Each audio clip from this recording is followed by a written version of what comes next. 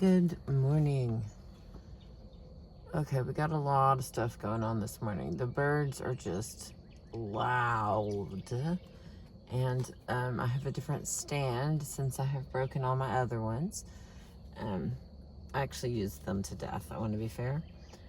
And so we're going to try to continue here at the beautiful, pretty water. I've been reading you Cesar Millan's book, Be the Pack Leader. We are on page 32. Personality versus issues.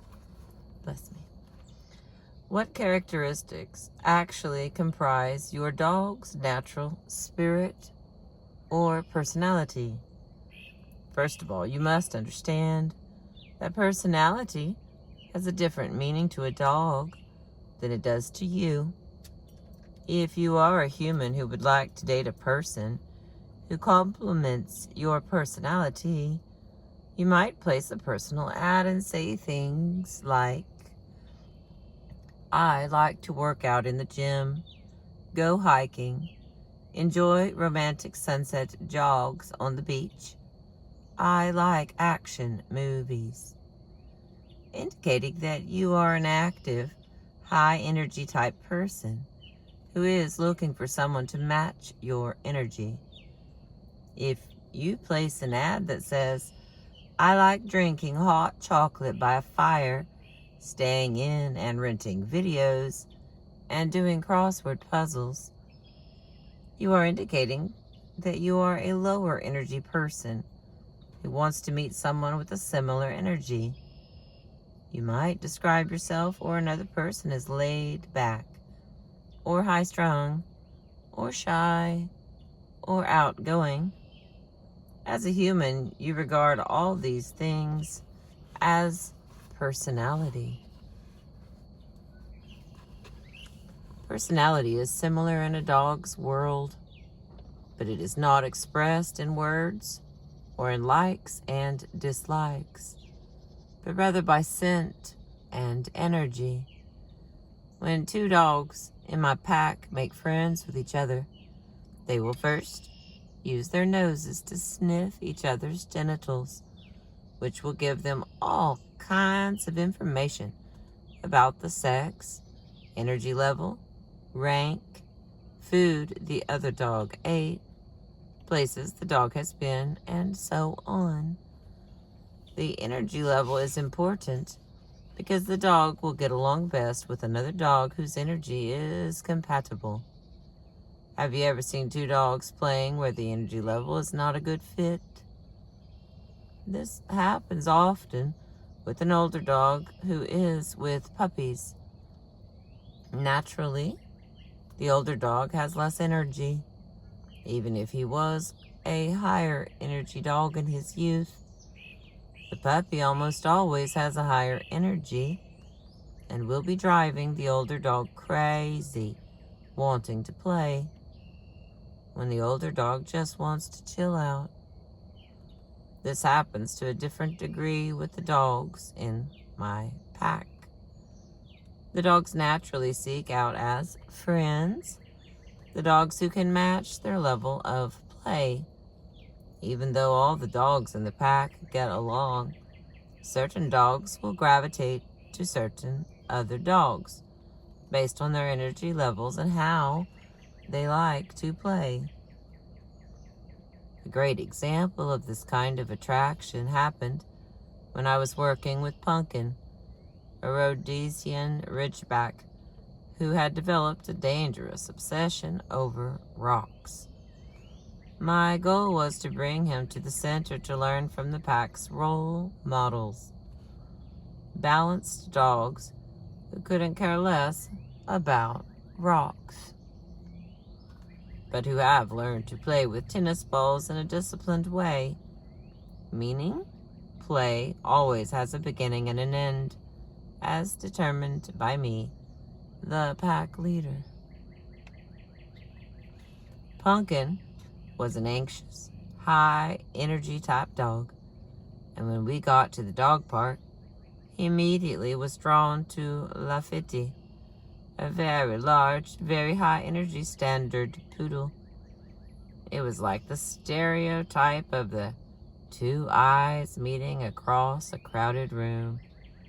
They instantly recognized in each other's scent and energy that they would match each other's level of play and have a great time romping together. Recently, I had a high-energy Jack Russell named Jack staying at my center, whose favorite play friend was a huge but medium-energy pit bull named Spike.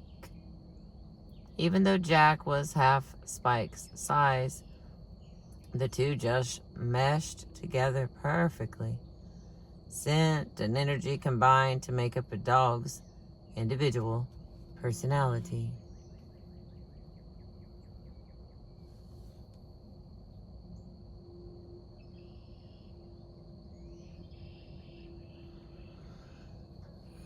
As humans, we naturally strive to create symbols and put names on things.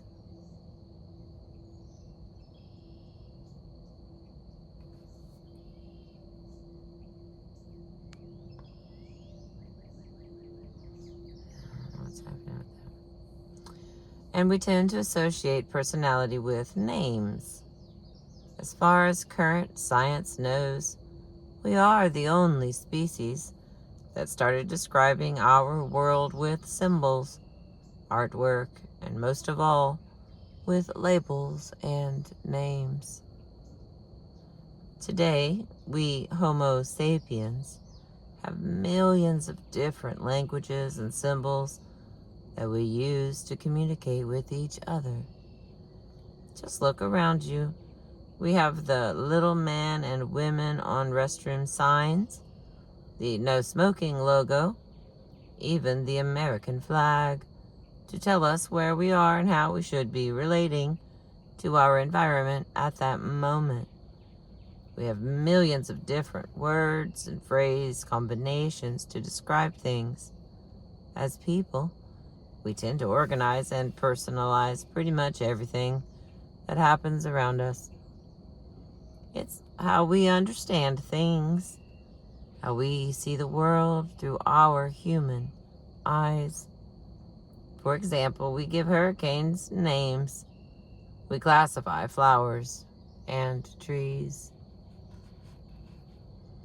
In the dog world, however, trees do not have names. They have a scent, and they have a specific use for the dog and its environment. Is this tree poison, or will eating the bark of this tree make my stomach feel better? Is this tree at a crossroads so I can mark it with my scent? This is how a dog views the tree from the point of view of his survival. Dogs don't need names to understand and identify each other either. They look at the big picture, their own survival, and the survival of the group. Your personality, your name to your dog, is how you fit into his life. Your energy, your scent, your role in the pack is what is important to him. Dogs don't have a name within the pack. They have a position within the pack. Some people who study dogs would name the ranks Alpha, Beta, and Omega, and so forth. Other labels that we create would define them as number 1, number 2, number 3, and number 4. Many people misunderstand me and say that I'm looking at dogs simplistically, as if it's all about dominance. What they fail to realize is I believe that all the dogs are important within the pack. Dominance doesn't mean the alpha dog is better than the others. In charge, yes. Better, no. Every dog serves a purpose within the pack. The guy in the back is the most sensitive of all. He's often the one that keeps everybody aware of possible intruders. The dog in the front, the pack leader, makes sure everybody gets fed, finds food and water, and is defended from rivals or other predators. It's not a democracy, but it's definitely all about the whole being better than the sum of all the parts. It's all about the we. The next little section. From I to we.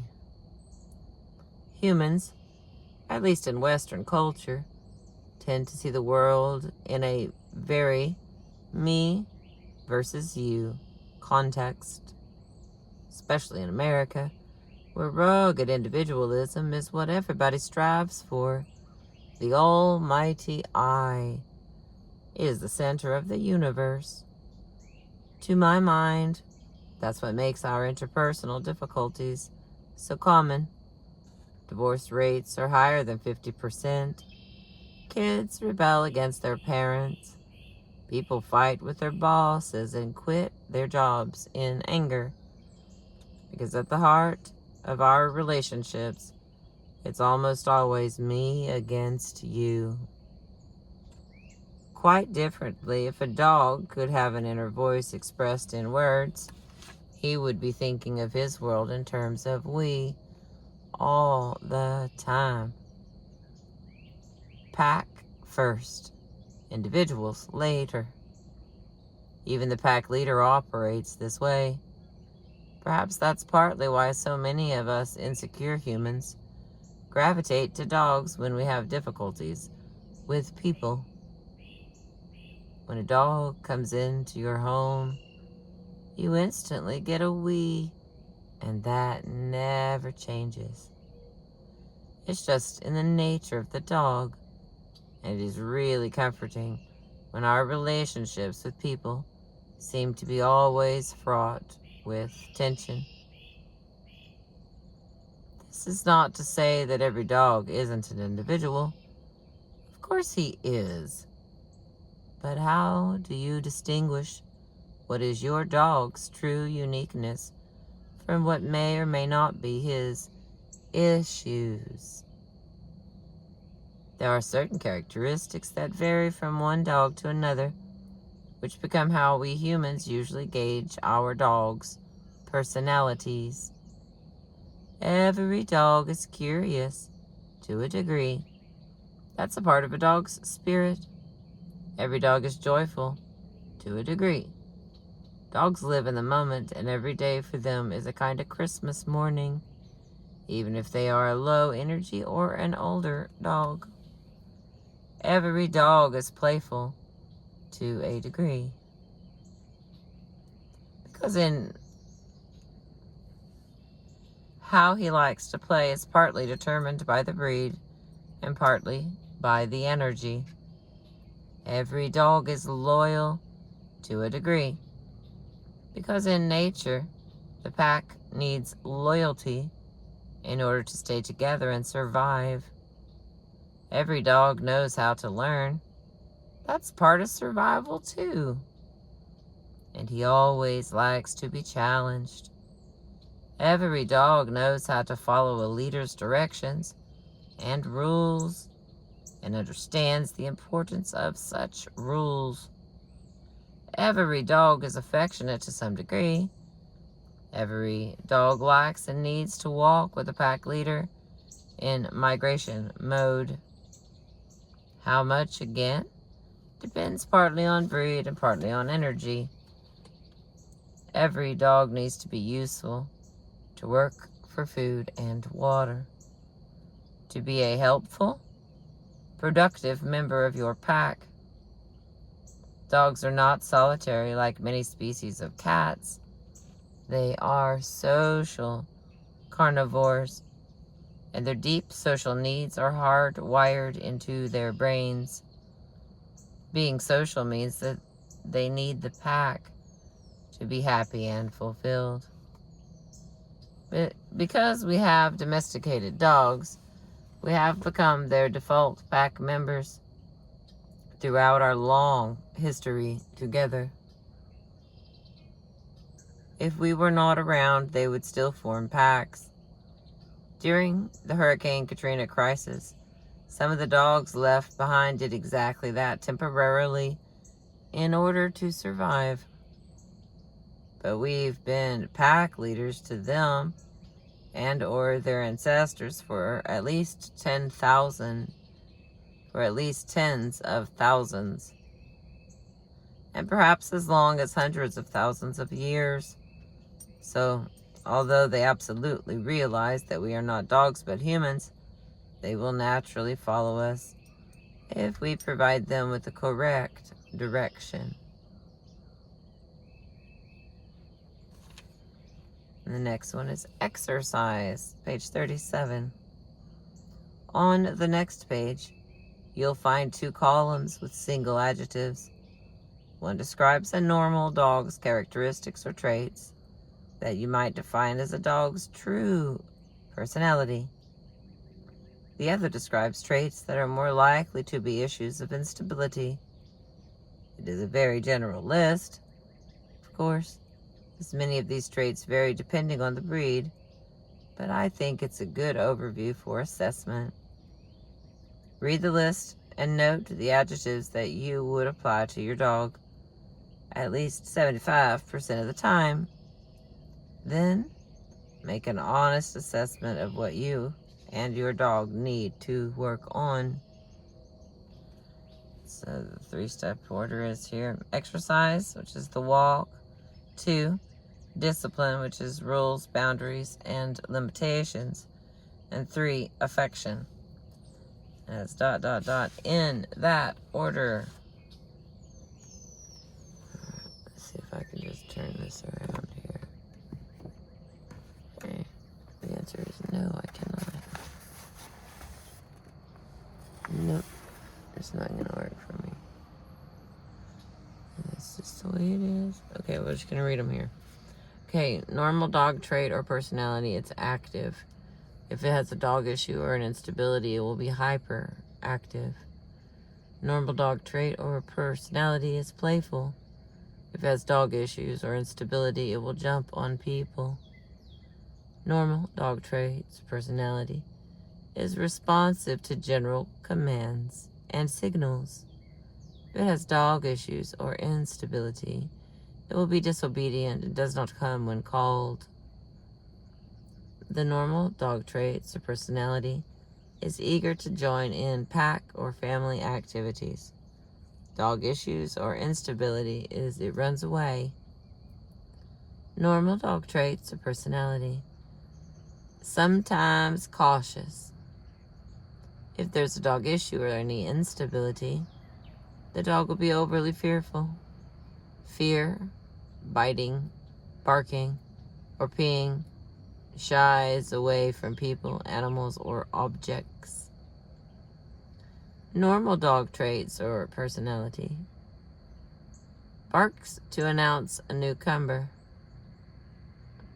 Oh, that's that one I just read. They're overly fearful. They're barking or peeing and they shy away from people, animals, or objects. Alright, a normal dog trait is sociable with dogs and people. If there's an issue or an instability, it will be obsessively barking. A normal dog trait or personality is curiosity. If there's a dog issue or an instability, then the dog will behave antisocial, like it doesn't like dogs or humans. And the next normal dog trait or personality is happy-go-lucky. If there's a dog issue or instability, it will be aggressive or predatory. The normal dog trait or personality is being alert and exploratory. Dog issues or instability would be overly territorial or possessive of toys, food, and furniture. And there's 3 left. The normal dog trait or personality is patient, practices waiting. Dog issues or instability, possessive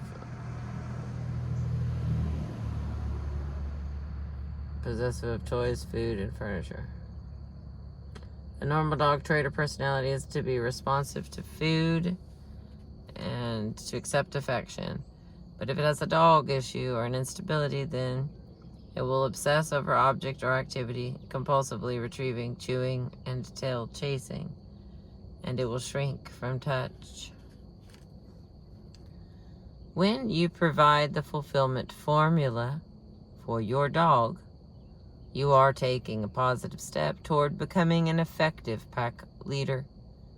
Strong pack leadership depends on understanding the importance of remaining calm and assertive, and remembering not to punch out on your responsibilities for your dog with more than you would punch out on your parenting duties with your children. I've heard children described as little cameras that never turn off, and dogs are exactly the same way. Living in the universe of the we, they are always observing you and processing your signals for clues to how to behave. When we send dogs inconsistent signals, we create instability in them. Hang on, let me get a drink. It's happening again. My brain going to sleep. I can't believe I can remind myself to sleep.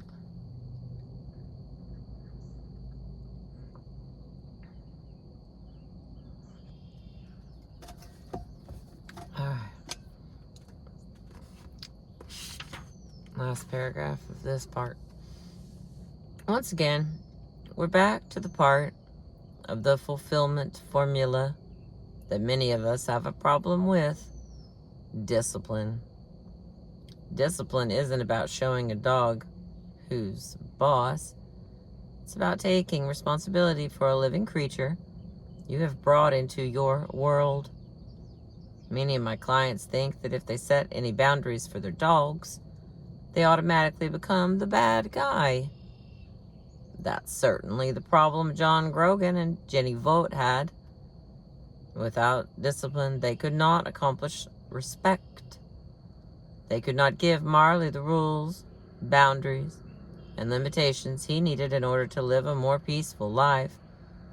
He ended up full of what they saw as personality quirks,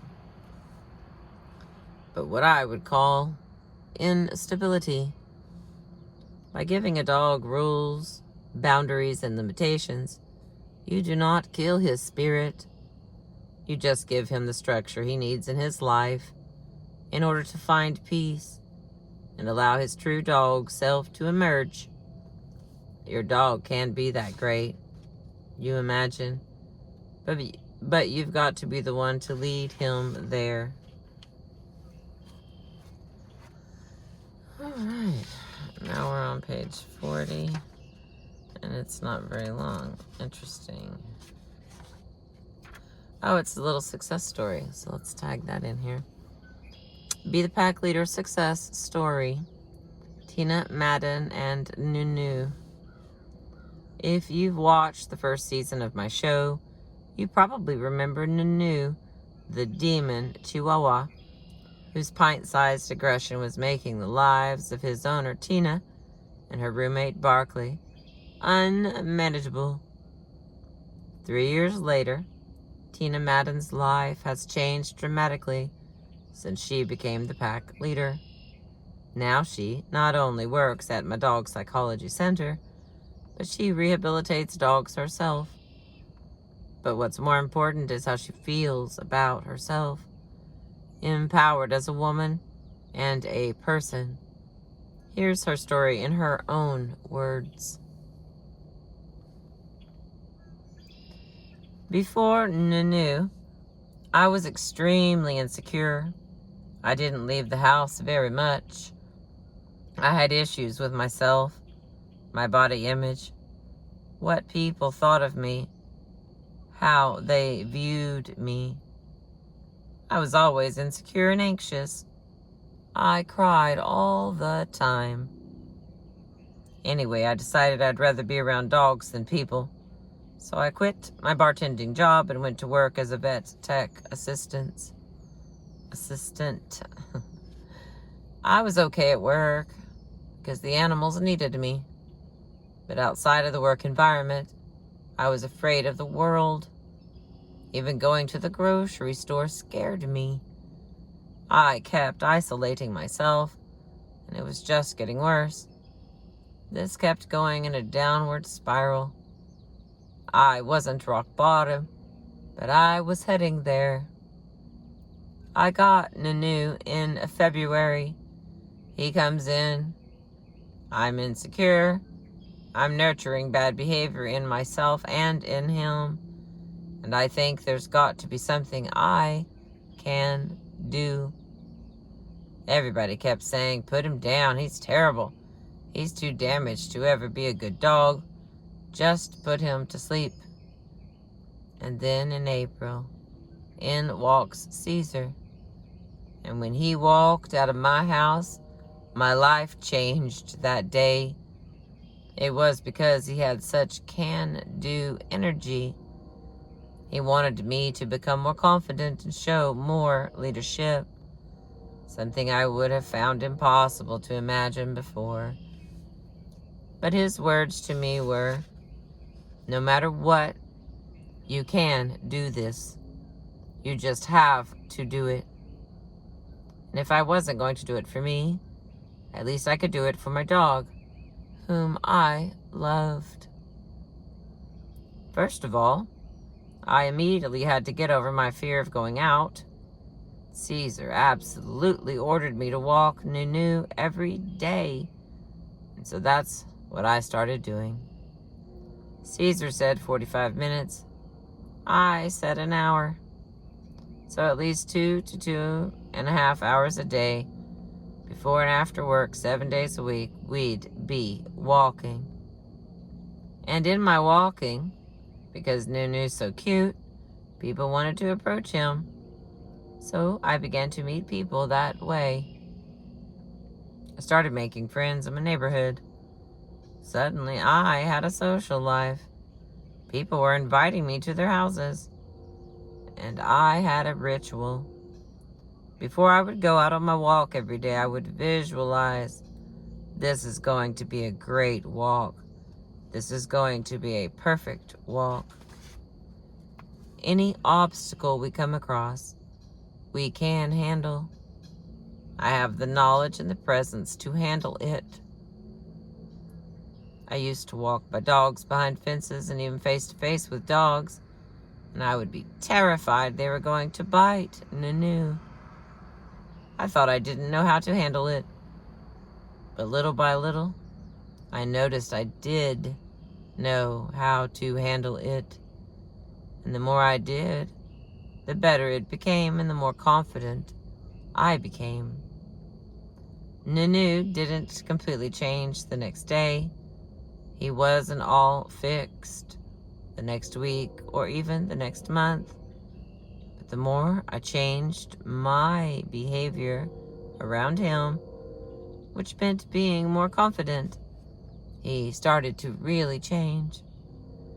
I'm proud of Nunu for changing, but the big energy change came from me, from empowering myself. My self-confidence had increased so much that not just around dogs, and not just around dogs. The way I connect with other people has changed completely. I think one of the hardest things for some people is to be able to read another person. Are they good? Are they bad? Can you trust them? But really understanding other people begins with understanding yourself. Learning to be aware of my own energy has really made that easier for me. And that is something. I learned from Caesar and Nunu. And I don't feel like a victim anymore. I feel in control of myself in just about every situation. I did transform my dog and then transform my life. I am very happy now, and all because of one little dog. One little 3.5 pound dog.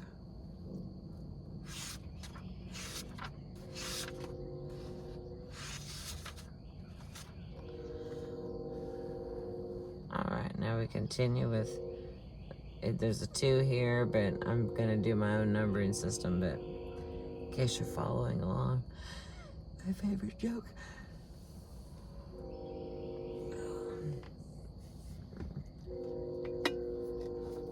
Okay. Discipline, rewards, and punishments.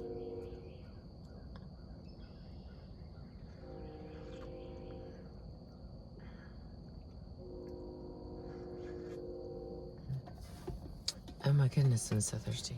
Thank you, Lord. All right, discipline, rewards, and punishment. Man is an animal that makes bargains. No other animal does this. No dog exchanges bones with another. That was by Adam Smith. There's another one. Nature's laws are the invisible government of the earth. And that was by Alfred Montpert. When it comes to becoming our dog's pack leader, the equation is not complete without understanding the concept of discipline.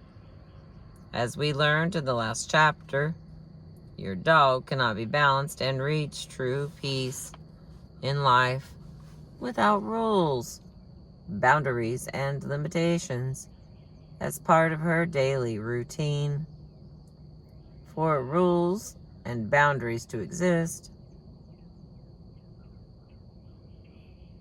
someone has to set them, and that is the job description for a pack leader.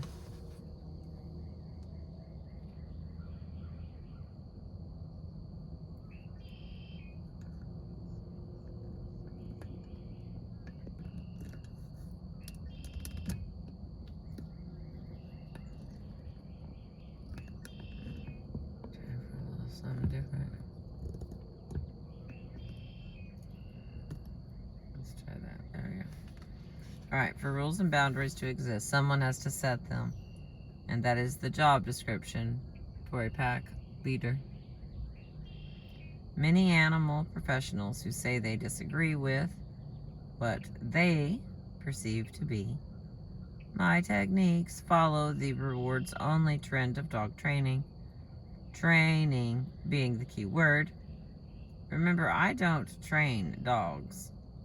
True, that was my original ambition when I came to America, but I quickly came to see that my own special skills could be put to much better use.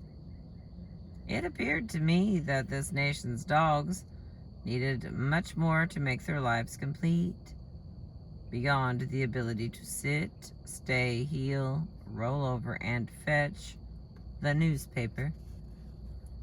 What I do is rehabilitation. Although I absolutely 100% believe in positive reinforcement techniques for training purposes and rehabilitation too, whenever possible. My philosophy about discipline and correction with any animal for any purpose is that they should always be applied with the least force necessary to accomplish the behavior you are asking for. And I do use positive reinforcement and food rewards all the time in the appropriate situations. But I also believe there is a time and a place for every technique.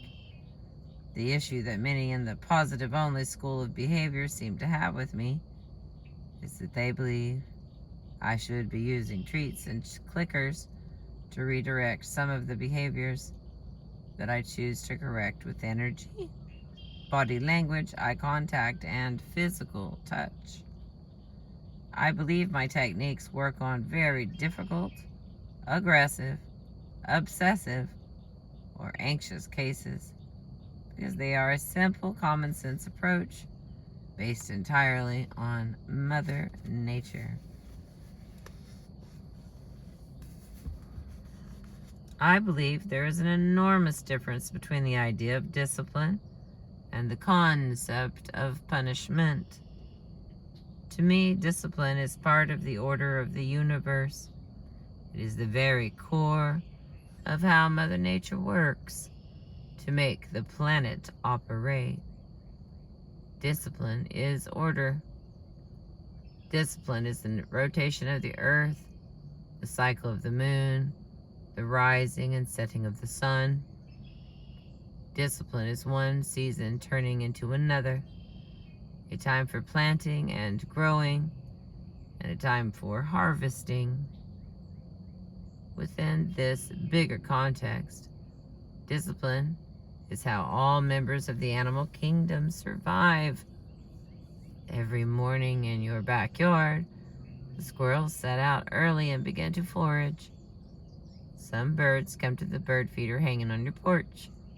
Others peck along the ground, looking for worms and other goodies.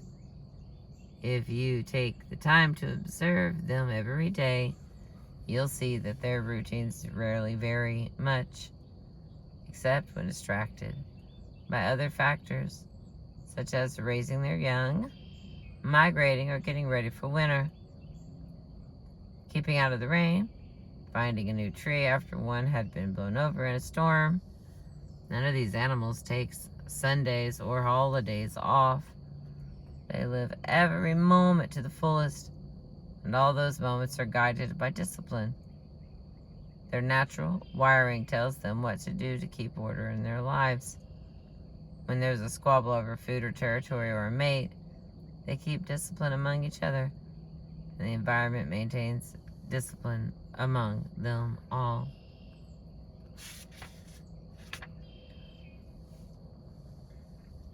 In the natural world of the social carnivore, discipline and order are incredibly important.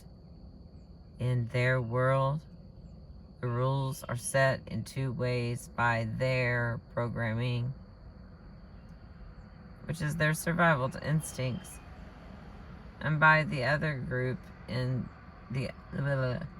their survival instincts, and by the others in their group. Dogs, being pack animals, are finely tuned to the rules of the group. Cooperation means survival. Social animals rely on knowing their place and their role within the group in order to ensure the group's survival. If a dog doesn't have a solid sense of where she fits in the pack, she almost always exhibits some sign of instability. This instability comes from a deep primal place, a need to guarantee the group's continuation, no matter what the cost to the individual dog. As opposed to the discipline that the natural world provides, punishment to me is mostly a human concept. Punishment is when I send one of my sons, Calvin or Andre, to his room and tell him to think about what he's done. There is a reason involved in this kind of punishment, based on Calvin and Andre's abilities to make thoughtful, conscious decisions and connections. When we see a man to prison because he has committed crimes, we assume he knows right from wrong, and that prison is a consequence for making the wrong choice. The concept behind prison is to keep the criminal away from society, and at least in an ideal world, to give him time to reflect on what he's done so he won't make the bad decision again. But punishment is often a terrible choice for conflict resolution. Any marriage counselor will tell you that. If my wife and I have a fight and I decide to punish her for a week by being sarcastic or rude to her, I'm helping to solve the original problem. Of course not. More likely, she'll end up being even angrier with me than she was in the beginning, This is the danger of thinking punishment when we talk about disciplining dogs. Animals do not have the ability to make conscious choices between right and wrong, good and bad. Giving a dog a timeout after she's chewed up your best pair of shoes is the kind of punishment that might work with your kids, but it does not work with dogs because they can't make that kind of intellectual connection. Yelling at or hitting a dog in anger only confuses the dog or frightens her. When someone adopts a dog from a shelter, then returns her because she is too aggressive, the dog has no idea why she's been returned back to a cage. She has no ability to reflect on how she blew yet another chance at a nice home. She can't feel bad and resolve to do better the next time. In the simple cause and effects of the universe that glides so much of dog behavior, these punishments do not make it clear to the dog what behavior is unwanted and what behavior needs to be submitted to take its place. They are left to their own devices to figure that out. And often, neither they nor we are very happy with the solutions they come up with. That's why I personally prefer the word discipline and correction instead of punish when I talk about rehabilitating dogs. Alright, we're on page 47. I'm going to stop there because, like I said, it may not sound as clear to you, but like I can hear the reading put like half of my brain to sleep. And then I wake up going, what has just happened? Thank you for being with me. I appreciate you.